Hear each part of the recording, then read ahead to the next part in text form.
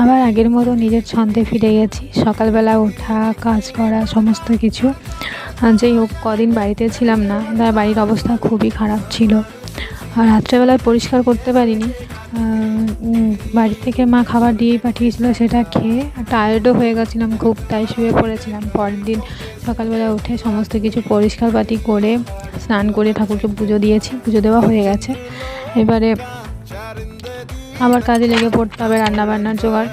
তো সবজিপাতি যেটুকুনি নিয়ে এসেছিলো তার মধ্যে আমি ওই কুমড়ো দিয়ে একটু তরকারি করেছি আর মটরশুঁটি দিয়ে একটা তরকারি করেছি। তো আমি ব্রেকফাস্ট আর লাঞ্চের প্রিপারেশনটা একবারেই করব, কারণ আজকে অনেকটাই লেট হয়ে গেছে এমনি তো পরিষ্কার পরিচ্ছন্ন করতে করতে, আর আলাদা করে রান্না করার জন্য আর সময়ও হয়ে ওঠে না। তাই আমি একেবারেই রান্নাটা সেরে নিই, সকালের আর দুপুরের রান্নাটা। যে কদিন ওখানে ছিলাম সে কদিন কোনো রকম কী খাবো না, কী রান্না করতে হবে এগুলো নিয়ে কোনো মাথা ঘামাতে হয়নি। আবার শুরু হয়ে গেল ডেলি রুটিন, কী হবে, কখন হবে, কতটা রান্না করতে হবে। যাই হোক, আমাদের এরকমই জীবন, এরকমভাবেই চলতে হবে।